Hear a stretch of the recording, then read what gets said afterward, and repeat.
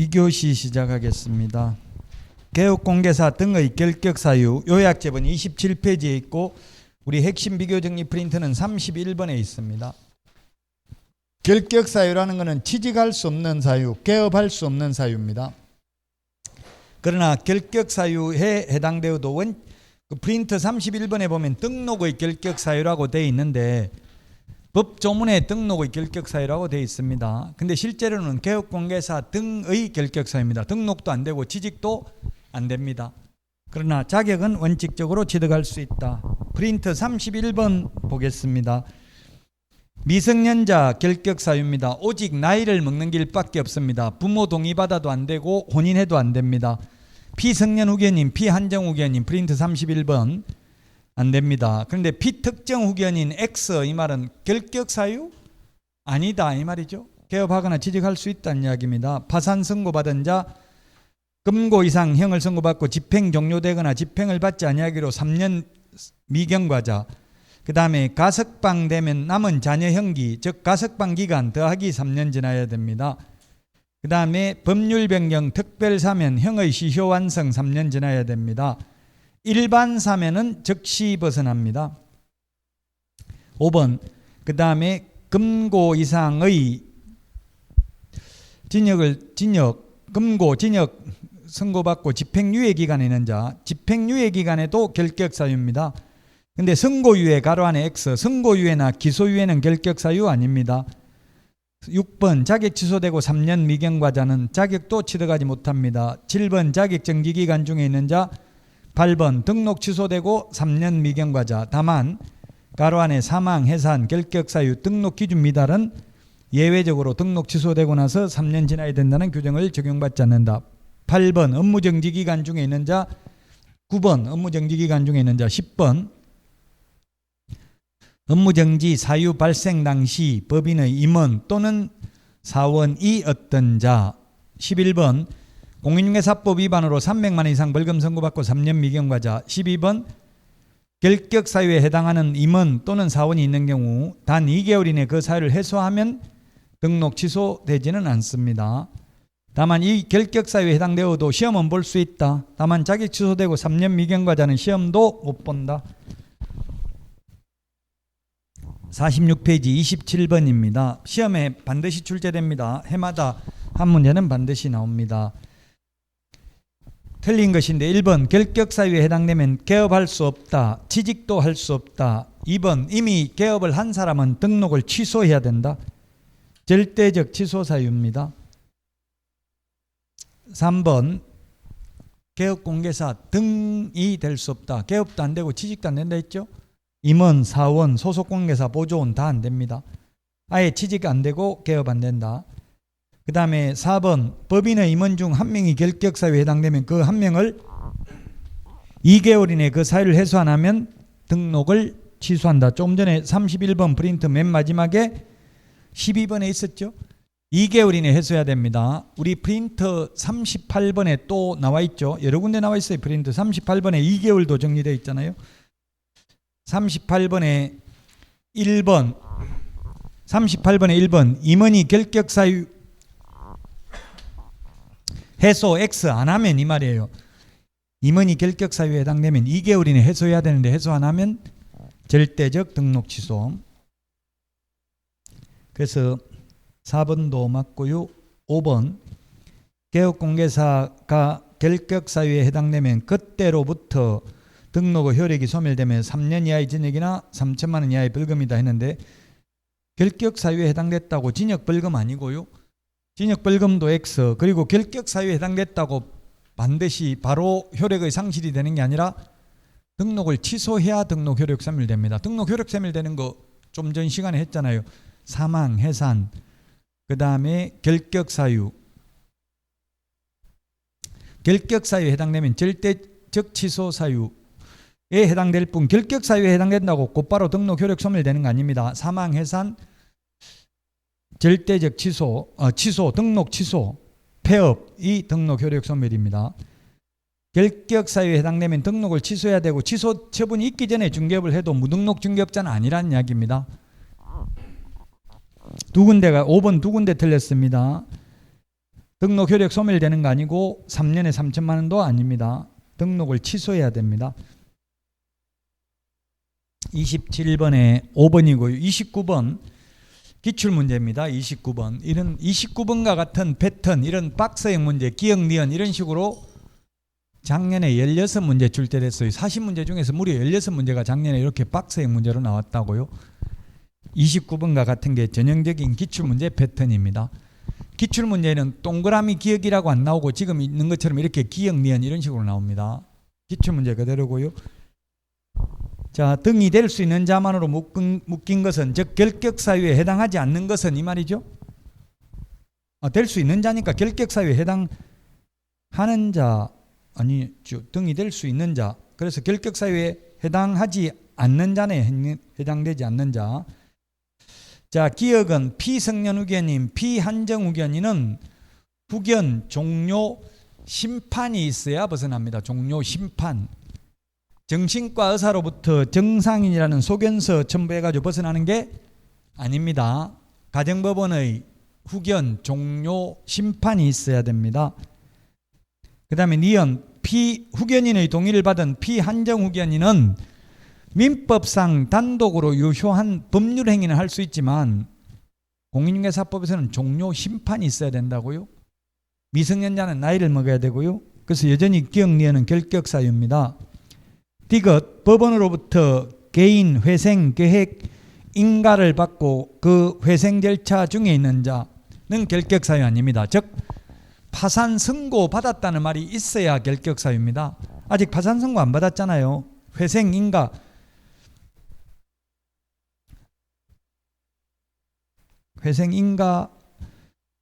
받고 회생 절차 중에 있는 자 결격사유 아닙니다. 파산 선고 받았다는 말이 있어야 결격사유입니다.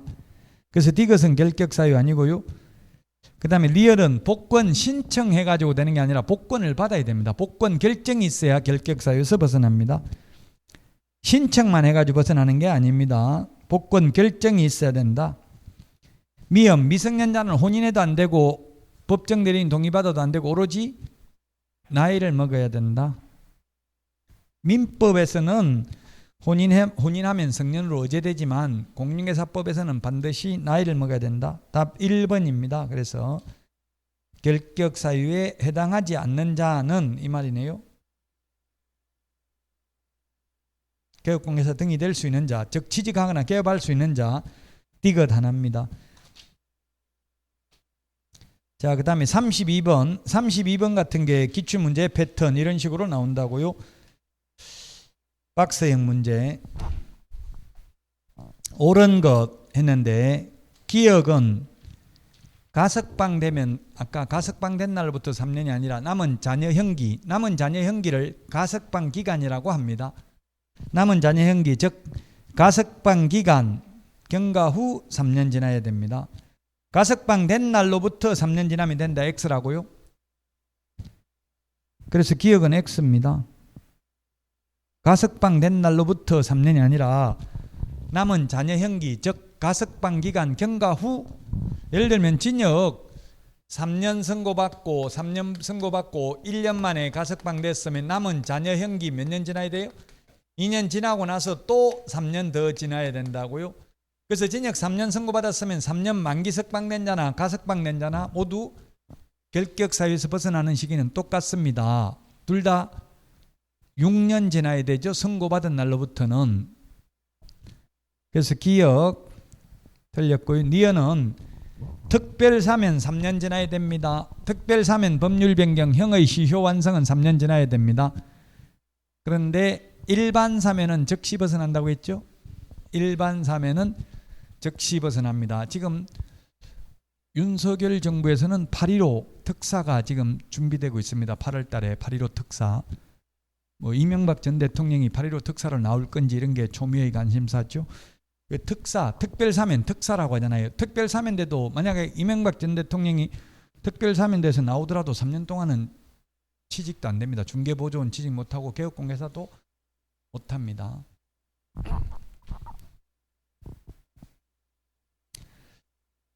지금 형 집행 정지 받아가지고 지금도 교도소에 있는 게 아니고 집에 계시더라고. 집에. 형 집행정지되기 전까지는 서울대병원에 입원해가 있었어요. 형 집행정지되고 나니까 바로 퇴원해가지고.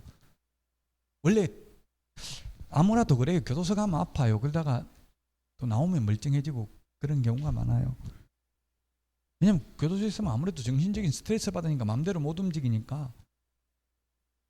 저도 와이프가 일주일 동안 집 밖으로 한 번도 안 나갔다더라고요.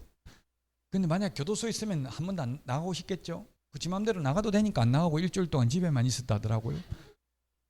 만약 그래서 교도소 수감해놓고 나가지 말라면 나가고 싶다고 사람이. 그게 심리적인 차이예요.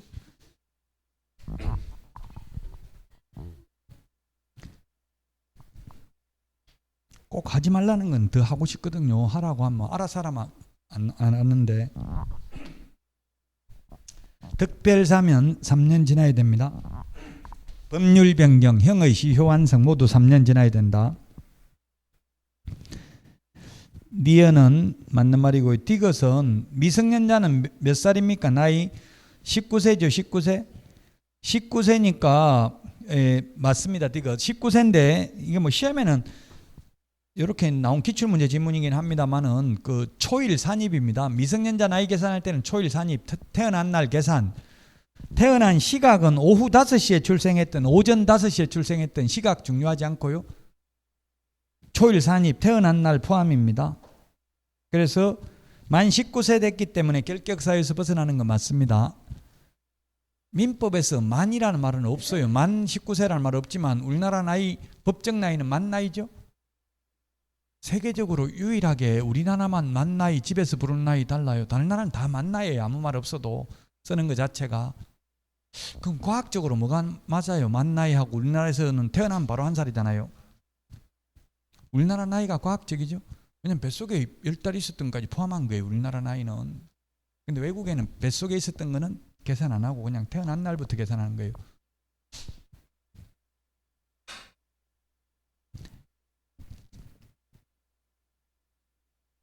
디귿 맞습니다. 리얼 양벌 규정에 의해서 300만 이상 벌금 선고받으면 결격사유에 해당된다. 안 됩니다. 판례입니다. 판례.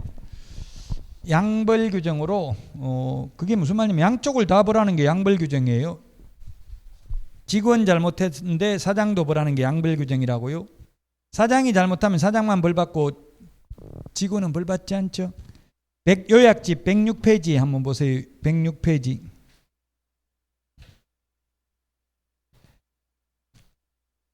요약집 106페이지 동그라미 2번 가운데 그 동그라미 2번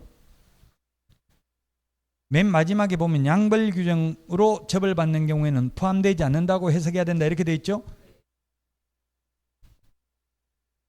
그 300만 이상 벌금 맨 앞에 이 법 공인중개사법 위반으로 300만 이상 벌금 받아도 양벌 규정으로 직원 잘못으로 받은 벌금은 이 법에 의한 벌금이 아니다. 판례가 이 법이란 본인 잘못해서 받은 벌금만 해당된다. 만약 직원 잘못으로 벌금 받은 것도 이 법에 의한 벌금이면 역선택을 당할 수 있다고. 옆에 경쟁업소에서 위장 취업을 시켜가지고 직원 벌금 1,000만 원 받게 만들어가지고 사장도 벌금 300만 원 받게 만들어가지고 3년 동안 개업도 못하고 취직도 못하도록 망하게 만들 수 있겠죠. 그래서 판례가 이건 판사가 이 법이라 하면 본인 잘못으로 받은 벌금만 해당된다고 보는 것이 상당하다. 직원 잘못으로 직원 관리하기 쉬워요? 어려워요? 어렵죠. 자식도 마음대로 못하는데 직원들 요즘 말 잘 듣냐고요. 그래서 32번의 답 4번입니다. 4번.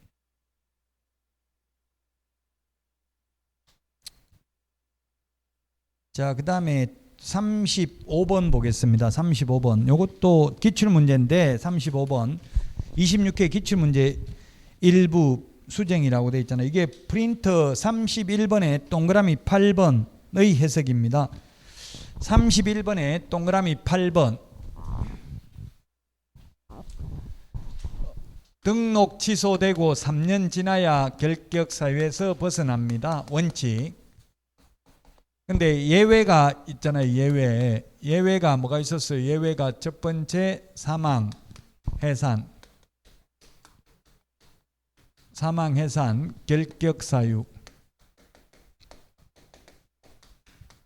기출문제입니다. 근데 어려워요. 이게 질문 많이 하더라고요. 인터넷에.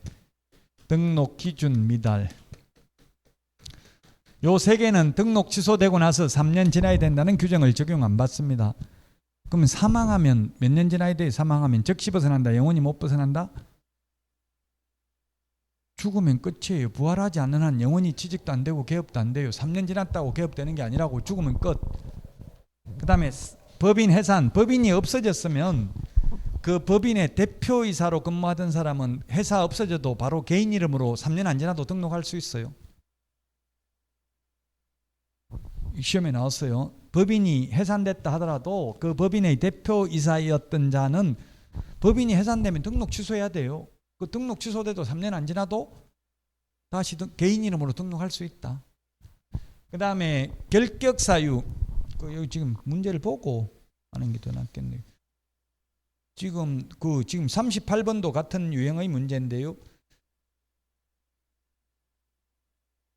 이거 지금 38번에 대한 설명이네. 칠판에 있는 거는. 일단 35번 한번 풀어보겠습니다.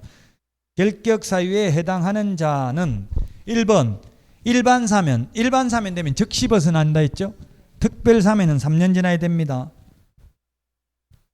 그러면 10월 29일 날 일반 10월 29일은 9월 17일 날 일반 사면 됐으니까 사면되는 즉시 벗어났으니까 결격 사유 아니죠?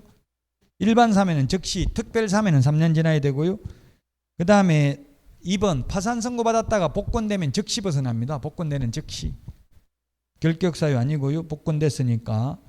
그 다음에 3번은 이 법, 공인중개사법 위반으로 300만 원 이상 벌금 받아야 되죠.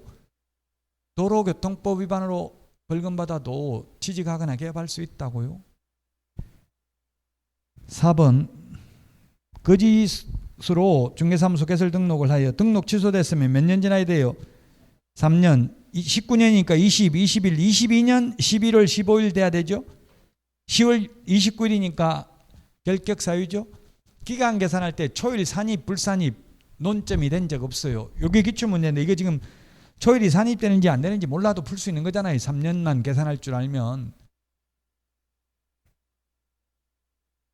다시 말해서 이게 2019년 11월 15일 날 등록 취소되면 2022년 11월 15일 날 벗어나냐 14일 날 뭐 24시에 벗어나냐 그런 게 논점 된 적 없다고요.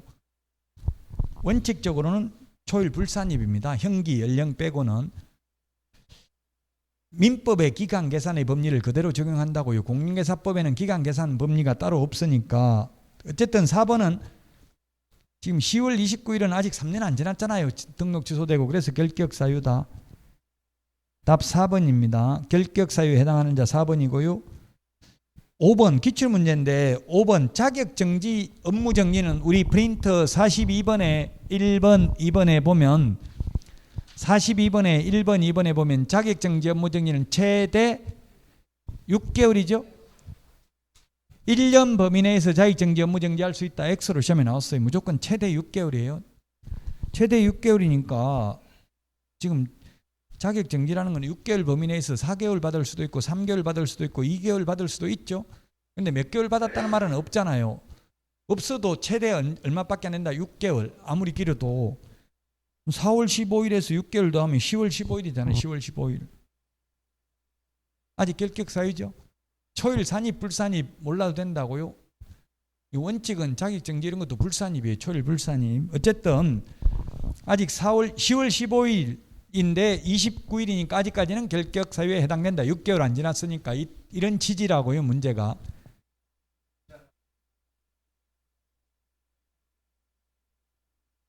지났다고요? 10월 15일이니까 결격 사유에 해당. 그러네. 그러니까 6개월 지났으니까 결격 사유 아니네. 제가 말을 잘못했네요. 5번 10월 15일 지났으니까 결격 사유 아니다. 답 4번입니다. 4번. 이런 게 기출문제인데 좀 어려울 수 있어요. 사례 중심으로 계산하는 거 비슷하게 나와 놓으니까. 35번에 답 4번이고요. 38번이 지금 요 칠판에 적어놓은 거 이건데 38번. 자, 3년 지나야 된다. 3년 동안 등록할 수 없는 것. 요거는 예외적으로 3년 동안 등록할 수 없는 사유에 해당되지 않는다 했죠? 1번이 답이네. 1번 거짓 부정한 망부로 등록해서 등록 취소됐으면 3년 지나야 돼요. 다시 취직하거나 개업하려면. 근데 2번은 뭡니까? 2번 파산 선고 받으면 결격 사유예요. 결격 사유. 복권만 되면 3년 안 지나도 다시 개업하거나 취직할 수 있다는 뜻이에요. 이게 38번을 질문 많이 하더라고요. 그 다음에 이 법에 의해서 벌금 받으면 뭐냐면 결격 사유예요. 여전히 이게 결격 사유. 그럼 그 결격 사유에서 벗어나야 된다고요? 예를 들면 오늘이 2022년 오늘 며칠이죠? 7월 8일이에요. 7월 8일 벌금 300만 원 선고받았습니다. 근데 선고받자마자 무슨 등록관청에서 법원에서 기다리고 있다가 바로 등록 취소하는 게 아니죠. 시청에서 이천시청에서 법원에 가서 재판 받는 거 보고 있는 거 아니잖아요. 법원에서 통보를 해줘야 알 거 아니에요. 벌금 받았다고. 그 통보가 하루 만에 바로 오는 게 아니겠죠. 그럼 예를 들면 8월 8일 날 알았어요. 등록관청에서. 그래서 등록 취소는 8월 8일 날 등록 취소될 수도 있잖아요. 그러면 이 벌금 받은 날로부터 3년만 지나면 되지 또 등록 취소되고 나서 3년 지나야 되는 게 아니라고요. 행정착오로 몰라가지고 한 1년 있다가 등록 취소될 수도 있어요. 1년 전에 벌금 받은 거 가지고. 그럼 벌금 받은 날로부터 3년만 지나면 되지 또 등록 취소되고 나서 3년 지나야 되는 게 아니라고요. 결격 사유에서만 벗어나면 된다고. 파산 선고 받았으면 복권만 되면 되듯이 피성년 후견이었다면 후견 종료 심판만 되면 바로 벗어난다고 취직할 수 있다는 이야기입니다. 4번 등록 기준 미달. 예를 들면 대표자는 공인중개사여야 하며 대표자를 제외한 임원 또는 사원의 3분의 1 이상이 공인중개사여야 하죠. 근데 자격증 있는 사람이 모조리 다 그만둬 버렸어요. 우리 프린트 3번이 법인의 등록 기준이잖아요. 그럼 등록 기준이 미달되면 등록이 취소될 수 있다고요? 그렇게 해서 등록 취소됐으면 3년 안 지나도 다시 자격증 있는 사람 3분의 1 구하면 또 등록할 수 있다는 뜻이라고요. 이 기출문제 38번 기출문제 나왔어요. 5번 법인 해산되면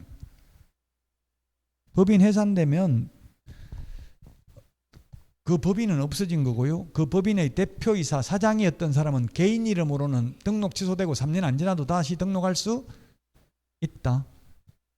답 38번에 1번입니다. 이거 어제도 누가 묻던데 이거 3번하고 3번은 벌금 선고받으면 결격 사유인데 벌금 선고받은 날로부터 결격 사유에서만 벗어나면 된다고. 그 벌금 선고받은 날부터 3년 지나면 되는 거지 등록 취소되고 나서 3년 지나야 되는 건 아니다 이 말이에요. 그래서 38번에 1번입니다. 이거 지금 우리 프린터 38번에 동그라미 8번 뒤에 가로 안에 예외 적어놨죠. 31번에 동그라미 8번. 조금 전에 읽어봤잖아요. 31번에 동그라미 8번. 자, 39번. 지금 한 문제 나오는데 지금 여러 문제를 풀고 있는 거예요. 한 문제. 자, 옳은 것은 했는데 등록에 관해서 피특정 후견은 등록할 수 없다. 있다고 했죠. 피특정 후견인 있고 피성년 후견인, 피한정 후견인은 없다. 이 피성년 후견인, 피한정 후견인, 피특정 후견인은 민법 9조 10조 14조까지 보면 있습니다. 피특정 후견이라는 것은 특정 사무에 대해서 후견, 보살핌을 받아야 되는 사람이 특정 사무에 대해서. 그래서 결격사유 아니다. 아까 우리 프린트 31번 맨 위에 있었죠. 별표. 피특정 후견인 결격사유 아니다. 니은 금고 이상의 집행유예를 받고 그 유예기간 중에 있는 자는 등록할 수 없다. 맞죠? 집행유예는 유예기간 동안, 그러나 선고유예나 기소유예는 결격사유 아니다. 그래서 니은 맞고요. 디귿은 자본금 5천만 원 이상인 협동조합 기본법상 사회적 협동조합. 우리 프린터 3번에 동그라미 1번 가로 안에 동그라미 1번 가로 안에 사회적 협동조합은 제외라고 돼 있죠. 제외. 사회적 협동조합은 영리법인이 될 수 없습니다. 사회적 협동조합 X입니다. 그래서 답은 2번이 되겠습니다. 2번. 결격사유에서 한 문제 반드시 출제됩니다. 결격사유에서 한 문제 반드시 출제된다. 자, 다음은 이제 중개사무소입니다. 중개사무소. 우리 요약집은 33페이지에 있습니다. 33페이지. 중개사무소인데요.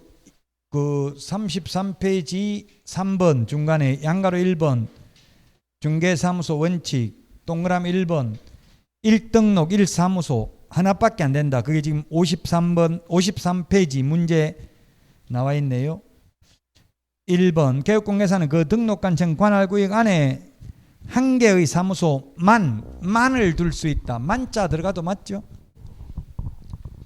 아까 우리 중개업 등록은 일신전속 한 사람 몸에만 따라다닌다고 했어요. 몸은 하나인데 사무소 2개, 3개 차리면 그 분명히 몸 하나인데 다른데 동시에 3군데 근무할 수 없죠? 그럼 결국 다른 사람한테 맡기게 되고 그는 양도 대여를 하는 거와 똑같잖아요. 여러 개 사무소 차리면. 그래서 사무소 하나밖에 안 됩니다. 다만 법인의 경우 분사무소는 둘 수 있죠. 분사무소, 지사, 지점은. 그 대신에 분사무소 책임자가 공인중개사여야 합니다. 그래서 1번 맞고요. 그 다음에 2번 법인이 아닌 개업공개사는 2개 이상의 사무소를 둔 경우에 등록이 취소될 수 있다. 취소할 수 있다. 같은 말이에요. 등록관청 입장에서는 취소할 수 있고 개업공개사 입장에서는 취소당할 수 있죠. 주어가 누구냐에 따라서. 아까 이중이라는 말 했잖아요. 이중등록, 이중소속은 절대적 취소, 이중사무소, 이중계약서는 임의적 취소 또는 상대적 취소, 취소할 수 있다. 뜻다방도 이중사무소하고 똑같다고 했습니다. 3번 신고하고 뜻다방 이동 이용한 임시중개시설물 뜻다방 설치할 수 있다. X죠? 우리 요약집 33페이지 밑에서 7번째 줄에 동그라미 3번 33페이지 개업공개사는 이동 이용한 임시중개시설물 천막, 파라솔 이런 거 설치하여서는 아니 된다라고 되어 있죠. 33페이지.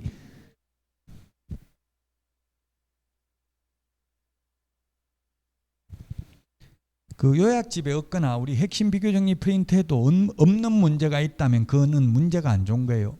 거의 없어요. 다 있어요. 이게. 그 누구 특별히 특정 학원에서 배운 사람만 특정인한테 배운 것만 시험에 내면 안 되잖아요. 그래서 보편적인 게 시험에 나온다고요. 사이드에 있고 신선하고 충격적인 거는 시험에 안 나온다고 보면 돼요. 많이 들어봤던 게 중요한 거라는 이야기예요.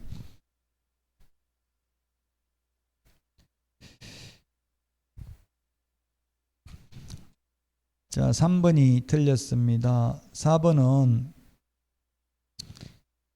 이중설치 금지 원칙이 적용되는 사무소는 공인중개사법상 중개사무소의 등록 기준을 갖추지 못한 사무소도 포함된다. 밑에 그 판례입니다. 판례. 꼭 반드시 건축법상 사무실 용도로 적합한 사무소를 2개 갖춰야 되는 게 아니고 파라솔 천막을 설치해도 그게 이중사무소가 될 수도 있다는 이야기입니다. 물론 파라솔은 이중사무소는 아니라고 했고요. 천막, 완전히 천막, 이게 판례가 이게 뭐냐면 천막이에요. 천막.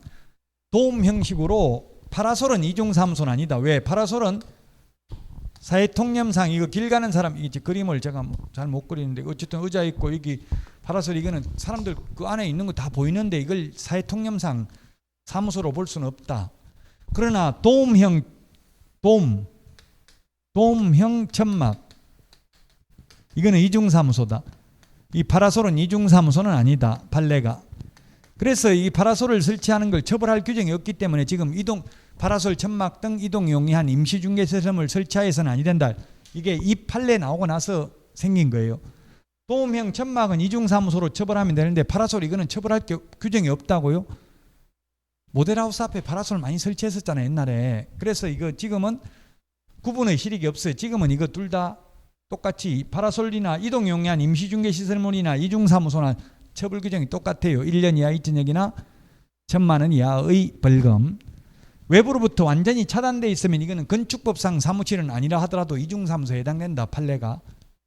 그 길 가는 사람 다 보이는 걸 이중사무소라고 볼 수는 없다. 그렇지만 지금은 구분의 실익이 없다. 이것도 이동 용이한 임시중개시설물, 요건 이중사무소 둘 다 1년 이하 이전액이나 1,000만 원 이하의 벌금에 처하며 또한 등록을 취소할 수 있다. 그 우리 53페이지 맨 밑에 있는 그 판례 2003도에 7508 이걸 치보면은 이거 천막에 대한 겁니다. 천막. 이거 이중사무소로 처벌해달라고 했는데 이거는 처벌하고 요거 파라솔은 처벌 안 된다. 파라솔 처벌 안 되니까 검사가 도로교통법 제60조 도로에 무단으로 물건을 적재했다. 도로교통법 위반으로 다시 기소를 했어요. 검사들이 악랄에 처벌하려고 맘먹으면 계속 끌고 넘어진다고 다른 법으로. 그래서 판사가 물었어요. 이거 개업공개사한테 당신이 설치한 거 맞냐 물으니까 아니요. 길 가다 보니까 여기 있어서 다리가 아파서 여기서 좀 그냥 계약서만 썼는데요. 그 판사가 이 사람이 설치했다는 직접적인 증거가 없다. 그러므로 무죄를 선고한다. 무죄를 선고한다고 해서 그 사람이 죄가 완전히 없다는 걸 입증한다는 뜻은 아니에요. 단지 유죄 증거가 없으면 무죄가 되는 거예요.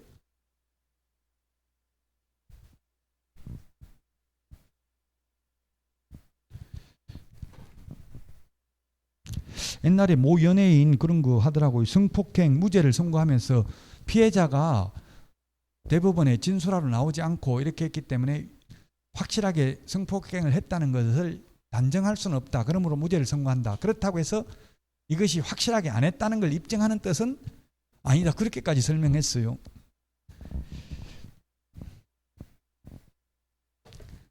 그래서 여러분들은 이제 법을 배웠으면 뭘 해야 돼요? 나한테 유리한 증거는 남기고 불리한 증거는 없애는 연습을 해야 돼요. 저는 중요한 거 뭐 카카오톡 문자 메시지 이런 거 안 해요. 절대. 그 증거 다 남아버리면 나중에 그 다 복구되잖아요. 문자 메시지 이런 거는. 둘이 만나서 이야기할 때도 녹음기 이런 거 가져왔는지 자세하게 봐야 돼. 요즘 녹음기도 전부 다 볼펜처럼 이렇게 돼 있는 것도 있고 그렇죠. 녹음기처럼 돼 있는 게 아니고. 웬만하면 말 안 해야 돼요. 무서워요. 53페이지 답 3번이 되겠습니다. 그 5번 공인중개사 법령상 중개사무소의 전용 의무에 관한 명문 규정은 없다. 여기서 전용이라는 게 이게 좀 한자를 안 적어놔서 좀 헷갈리는데 전용이 무슨 뜻이에요? 이게 전적으로 사용해야 된다 아니면 다른 용도로 사용해야 된다? 답은 여기서 의미는 전적으로 사용한다 이런 뜻이에요. 여기서 의미는 전용. 이런 전용이 한자는 완전히 한글은 똑같은데 한자는 완전히 달라요. 요거는 전적으로 사용한다는 뜻이고 이거는 다른 용도로 사용한다는 뜻이에요. 둘 다 가능해요. 전적으로 사용할 의무 없고 다른 용도로 사용해도 돼요. 공인중개사무소. 껌도 팔아도 되고 과자도 팔아도 된다고 중개사무소에서. 쌀도 팔아도 되고요. 옛날에는 그런 게 있었어요. 규정이 쌀 팔아도 된다. 담배 팔아도 된다. 근데 지금은 담배 옛날부터 팔던 사람은 가능한데 지금은 담배 뭐 소매 판매 뭐 소매업 이런 관련 법에서 중개사무소에는 담배 못 판다고 돼 있대요.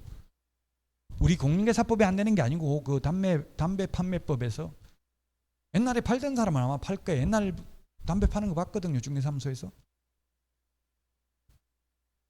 담배 파는 이유가 손님들이 담배 사러 오다 보면 어떤 분은 중개사무소에서 내 세탁소 하는 거 봤어요. 그거 뭐 1,000원씩 받고 이게 다른 데 보내가 다시 오는 거 있잖아요.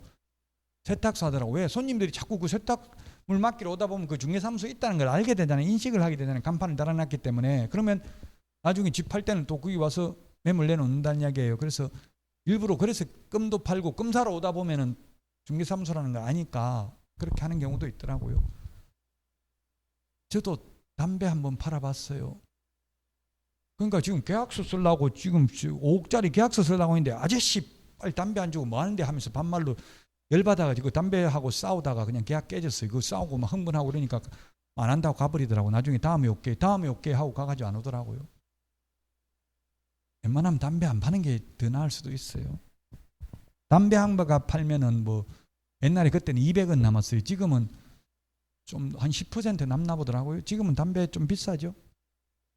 제가 모르겠어요. 저는 술, 담배, 노래, 춤, 여자 이런 걸 전혀 몰라가지고 어떻게 웃는 거는 동의하는 걸로 간주하겠습니다. 3번이 답입니다. 3번. 전적으로 사용할 의무 없습니다. 다른 용도로 사용해도 된다. 자, 그 다음에 54페이지 2번입니다. 이렇게 지문 짧은 게 오히려 더 어려워요. 2번처럼 지문 긴 거는 차라리 뭐 쉬운데,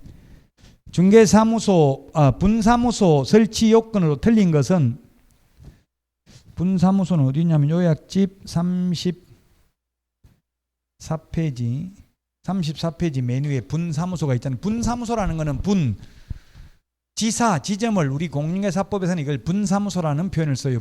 나눌 분자, 지사, 지점입니다. 일반 회사는 지사, 은행 같은 데는 지점이라고 하죠. 틀린 것은 했는데 1번 주된 사무소 소재지 시군구를 제외할 것. 네, 그렇습니다. 분사무소는 주된 사무소가 속한 시군구를 그 34페이지 요약집 중간에 양가로 3번에 동그라미 1번 주된 사무소가 속한 시군구를 제외한 시군구별로 설치하되 시군구별로 1개소를 초과할 수 없다. 그 1번, 2번 맞네요. 책임자는 공인중개사일 것. 요약집 34페이지 동그라미 2번, 양가로 3번에 동그라미 2번. 책임자 공인중개사일 것 맞네요. 4번이 틀렸습니다. 4번. 중개사무소는 면적 제한이 없습니다. 실무교육, 교육장은 50제곱미터 이상이어야 되죠. 교육 위탁받으려면 50제곱미터 이상인데 중개사무소는 면적 제한이 없습니다. 옛날에는 33제곱미터 이상, 10평 이상 이런 게 있었어요. 지금 규정 없습니다. 그 중개사무소 1평, 2평짜리도 봤습니다.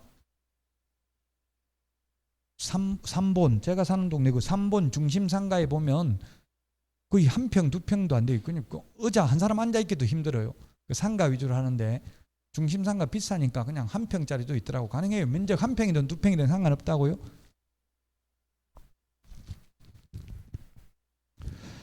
어떤 분이 그런 질문, 시험에는 안 나오는데 오피스텔 84제곱미터하고 주택 84제곱미터하고 면적 똑같죠? 묻던데 똑같아요? 안 같아요? 오피스텔 84제곱미터 예를 들면 33평 오피스텔 분양하는 거 둘 다 전용 면적 84제곱미터 이렇게 돼 있어요. 오피스텔 84제곱미터 전용 면적 둘 다 84제곱미터라고 돼 있다고요. 그럼 면적 똑같아요? 안 같아요? 그래도 달라요? 뭐가 다른데요? 네? 네. 아파트가 더 크죠? 아파트는 발코니 면적이 더 있잖아요. 발코니가. 그래서 아파트가 더 커요. 아파트, 오피스텔은 보통 그냥 분양할 때 50평이라고 50평짜리 분양받아도 전용률이 한 50%밖에 안 나오더라고요. 50평 오피스텔이라고 분양받아 보면 25평밖에 안 돼요. 오피스텔은 한 50%밖에 안 돼요. 전용률이. 근데 물론 전용 면적 84제곱미터다 이렇게 적어 놓으면 전용 면적은 맞겠죠. 근데 서비스 면적 이런 게 없기 때문에 발코니 면적이 없으니까 더 적다고 봐야 돼요. 오피스텔이.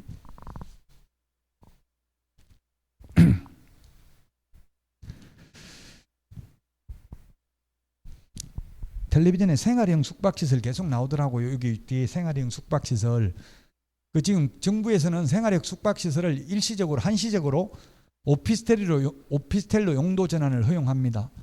그 유예 기간이 끝나고 나면 이제 생활형 숙박시설에서 거주를 하면 이행강제금 건축법 위반으로 1년에 10% 범위 내에서 2회 범위 내에서 계속 반복 부과 징수하겠다. 그럼 10년만 지나면 분양가 다 이행강제금을 내야 돼요. 그 오피스텔로 전환해버리면 어떻게 돼요? 오피스텔로 전환해가지고 거주를 하면 그건 주택수에 포함된다고. 실제 거주하면 주택으로 사용하면. 그럼 나중에 1가구 1주 무주택 세대주 이런 자격 다 날아가는 거예요. 그 생활형 숙박시설 웬만하면 분양 안 받는 게 좋을 수도 있어요. 생활형 숙박시설은 말 그대로 숙박시설이에요. 그 운영업체에서 운영을 해준다고 대신. 그러다가 뭐 10년간 수익 보장 이렇게 나와 있어요. 예를 들면. 그럼 10년 지나고 나면 그때부터는 골치 아프다고 팔지도 못하고 계속. 이 숙박시설은 인테리어와 익스테리어를 한 5년마다 해야 돼. 인테리어를. 왜냐하면 드라이기 뭐 이거 가전 그 뭐 하는 거 막 여러 이 사람 저 사람 쓰다 보니까 금방 망가지죠. 그럼 계속 교체해야 되는데 그 비용 어떻게 감당할 거냐고요. 숙박시설로 하면.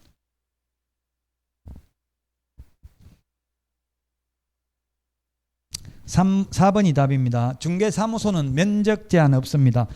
모든 중개사무소 똑같습니다. 분사무소든 주된 사무소든 이전 전의 사무소든 이전 후의 사무소든 똑같습니다.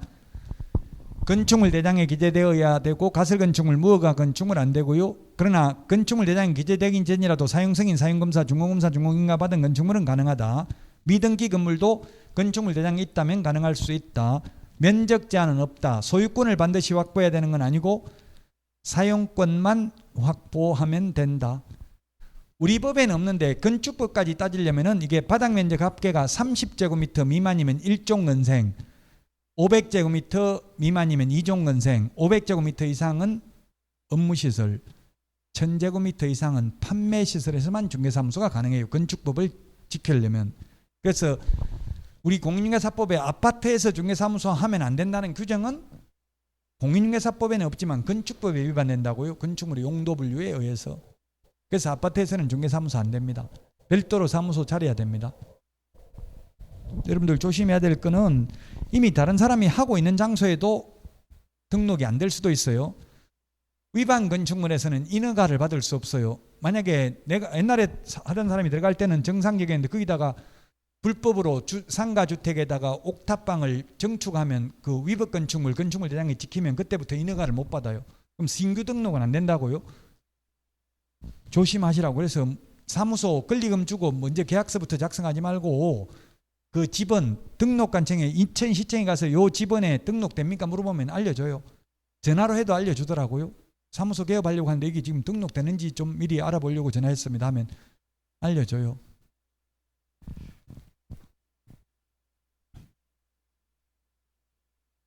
자, 그래서 2번에 답 4번입니다.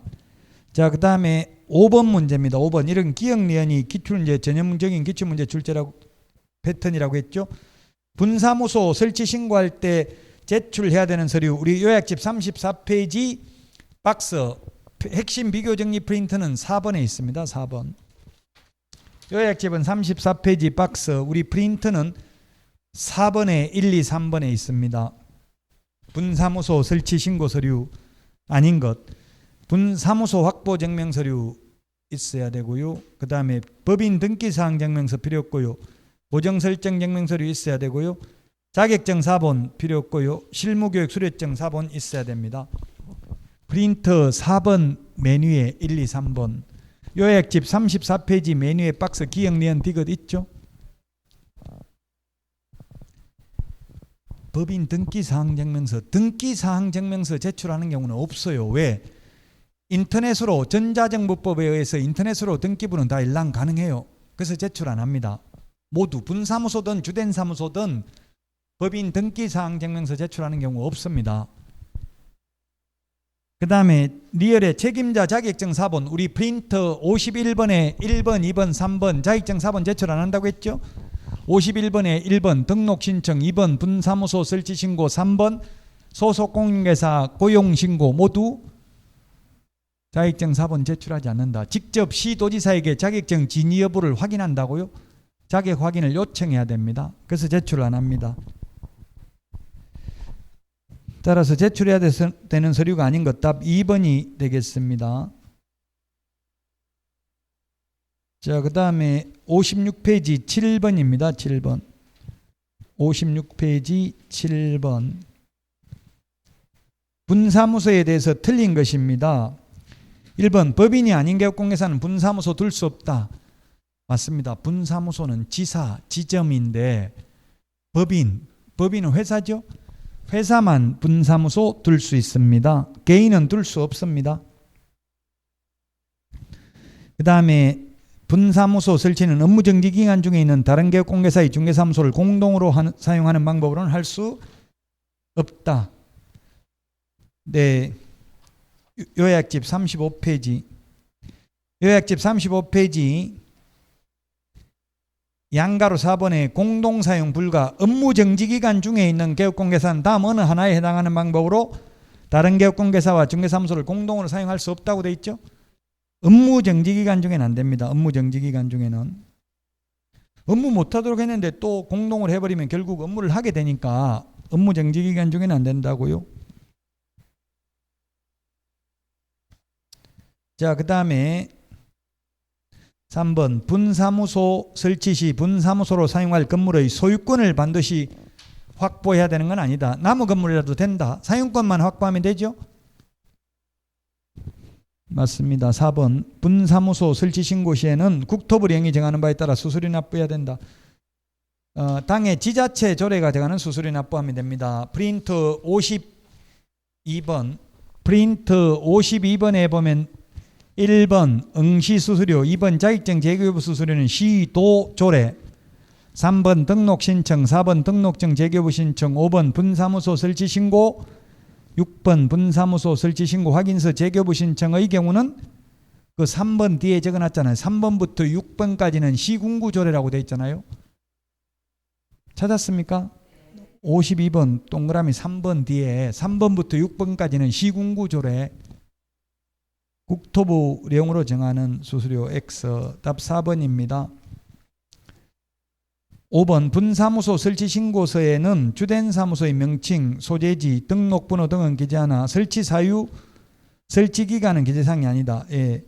설치 사유 이게 기출문제 나왔어요. 틀리라고 낸 거죠. 설치 사유가 적는지 안 적는지 이거는 분사무소 설치 신고서 서식을 봐야 알 수 있어요. 왜 분사무소 설치하냐? 그런 건 사유를 적도록 되어 있지 않습니다. 그래서 답 4번이 되겠습니다. 4번. 자, 그 다음에 11번입니다. 11번 사무소 이전입니다. 사무소 이전. 사무소 이전은 이사 가는 거하고 똑같습니다. 그 우리 교재는 사무소 이전이 35페이지, 그 다음에 36페이지에 있고요. 그 핵심 비교 정리 프린터는 18번 맨 밑에 있습니다. 18번 맨 밑에. 사무소 이전이 이사 가는 거하고 똑같습니다. 이사 가는 거하고. 이천시에 있다가 여주시로 이사 갔으면 우리 주민등록 옮기는 거 미리 옮기는 게 아니라 이사 가고 나서 전입신고하면 되죠. 전출신고는 안 하잖아요. 옛날에는 우리 전출신고하고 전입신고 했잖아요. 그래서 지금은 전입신고만 하면 됩니다. 사후에 어디다가 해요? 옮기고 나서 이전 후의 등록관청에 신고하죠. 전입신고하고 똑같다고. 이사 가는 거하고. 이사 가면서 사무소도 같이 옮기는 거잖아요. 그래서 서류 제출해야 되는 게 등록증, 원본, 분사무소인 경우 분사무소 설치 신고 확인서, 그 다음에 사무소 확보 증명서류, 소유권 확보가 아니라 사용권만 확보하면 됩니다. 사무소 확보 서류를 제출하면 이전 후의 등록관청이 이전 전의 등록관청에 등록 관련 서류를 송부해 달라고 요청해야 됩니다. 이전 전의 등록관청이 이전 후의 등록관청에 지체 없이 송부해야 되는 서류는 3가지입니다. 등록대장, 이게 18번 핵심 비교 정리 프린트 18번에 보면 서류, 송부해야 되는 서류 3가지 있다고요. 등록 신청 서류, 최근 1년간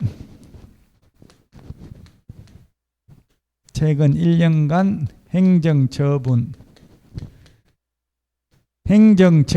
및 행정처분 절차가 진행 중인 경우 그 관련 서류를 송부해야 됩니다. 정가 기록을 가지고 다니도록 해야 됩니다.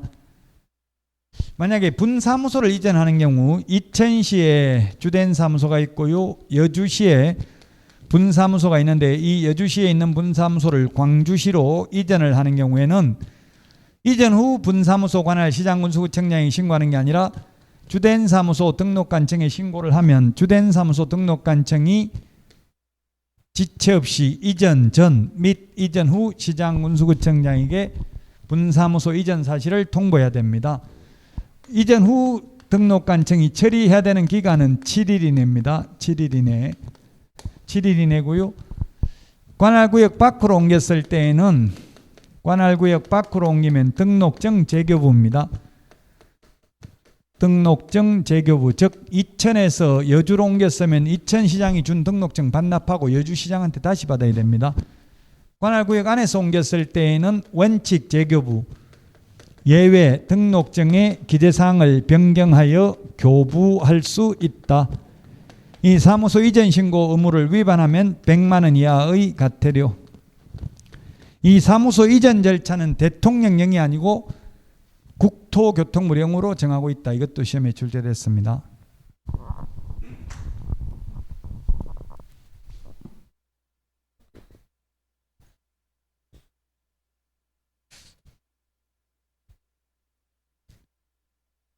(11번) 틀린 것은 했는데 58페이지 문제풀이 1번 사무소를 이전한 때는 이전한 날부터 7일 이내 신고하는 게 아니고 며칠 이내? 10일 이내. 단 처리기간이 7일입니다. 처리기간 7일인 거는 잘 시험에 안 나와요. 왜 7일이냐 하면 우리 등록 처분 통지도 7일, 분사무소 설치 신고 확인서 교부도 7일, 그 다음에 이 사무소 이전 신고 처리기간도 7일인 이유는 전부 결격 사유에 해당되는지 여부를 확인하는 데 걸리는 시간입니다. 결격 사유 여부를 확인하고 등록증을 다시 재교부해야 되니까.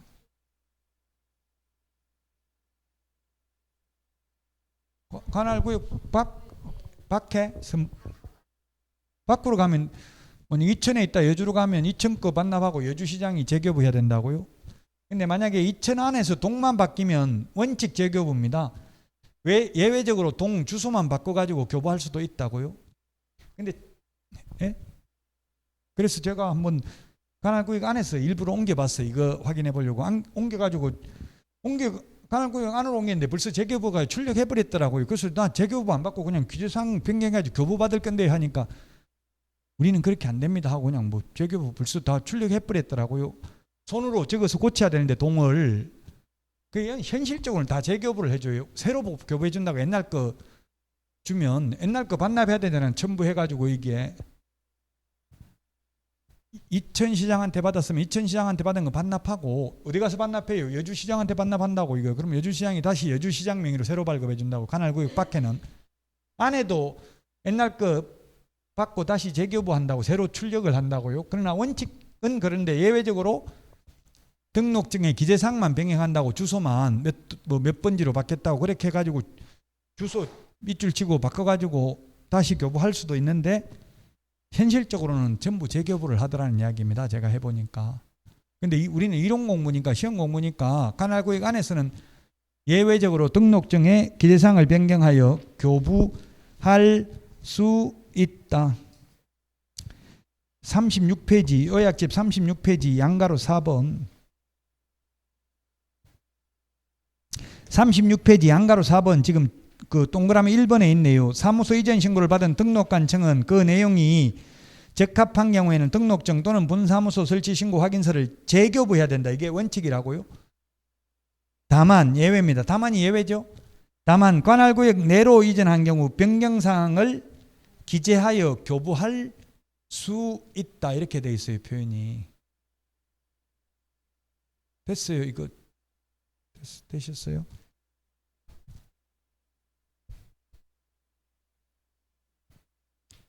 자, 11번에 답 1번입니다.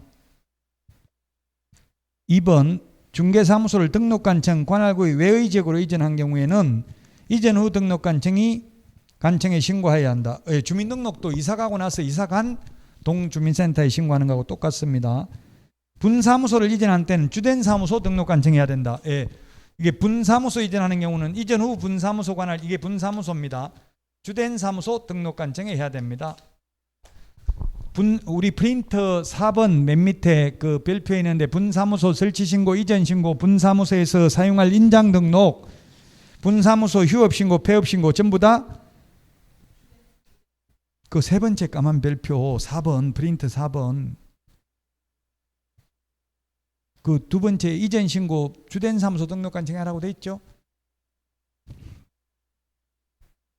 자, 그 다음에 3번 분사무소를 이전한 때에는 주된 사무소 등록관청에 신고해야 되고 4번 중개사무소 이전 신고를 하고자 하는 자는 중개사무소 이전 신고서에 등록증, 사무소 확보 증명 서류 첨부해야 된다. 이 두 개 첨부해야 된다. 분사무소는 분사무소 설치 신고 확인서 맞습니다. 프린트 18번에도 맨 밑에 그 첨부해야 되는 서류 두 개, 송부해야 되는 서류 세 가지 적어놨습니다. 프린트 18번 맨 밑에. 5번 중개사무소를 등록관청 관할구역 외의 지역으로 이전한 경우 이전 신고를 받은 이전 후 등록관청은 종전 등록관청에 등록 관련 서류를 송부해 줄 것을 요청해야 된다. 여기 송부 요청해야 된다고 했죠.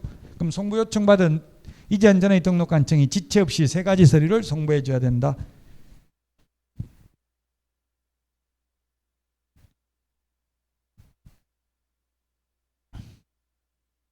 14번 하나만 더 풀고 쉬었다가 게시 명칭 하도록 하겠습니다. 60페이지 14번 관할구역 외의 지역으로 이전한 경우 옳은 것은 했는데 기억 종전 등록관청이 송부할 서류에는 등록대장, 등록 신청 서류, 최근 1년간 행정처분 서류가 포함된다.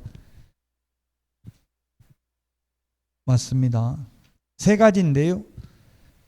지금 두 가지만 적어놨네요. 등록 신청 서류 있는데 등록 대장은 없네요. 없어도 포함된다 했으니까 틀린 거 아니죠? 이 두 개만 해당된다 했으면 틀릴 텐데. 자, 그 다음에 니은 10일 이내에 송부하는 게 아니고 뭐라고 돼 있어요? 지체 없이 송부라고. 지체 없이. 10일 이내 송부가 아니라 지체 없이 송부. 칠판에 지체 없이라고 적어놨죠.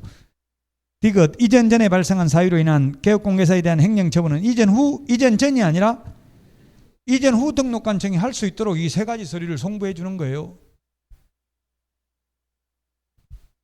행정처분은 현재 사무소가 있는 시장군수구청장이 이미 옮겨왔어요. 이천에 있다가 여주로 옮겼으면 여주시장이 옛날에 잘못한 거 가지고도 여주시장이 한다고 행정처분을. 그래서 잔머리 굴려도 소용없다. 다 이게 전과기록을 다 송부해 주잖아요. 1년간 전과기록을. 이전 전이 아니라 이전 후 등록관청이 합니다. 요약집 36페이지 맨 밑에서 다섯 번째 줄 동그라미 3번 36페이지 맨 밑에서 다섯 번째 줄 동그라미 3번에 떼 있죠. 이전 전에 발생한 사유로 인한 행정처분은 이전 후, 전이 아니라 이전 후 등록관청이 한다. 리얼 등록관청은 등록정에 변경사항을 기재하여 이를 교부할 수 있다 했는데 지금 14번 문제는 메뉴에 뭐라고 돼 있어요? 관할구역 외 밖으로 옮겼다고 돼 있죠? 관할구역 밖으로 옮기면 무조건 재교부입니다. 관할구역 안에서는 예외적으로 기재사항을 변경하여 교부할 수 있습니다. 그래서 리얼도 틀렸고 답 2번이 되겠습니다. 기억만 맞습니다. 자, 여기까지 하고 쉬었다가 61페이지 게시 명칭 광고 보도록 하겠습니다.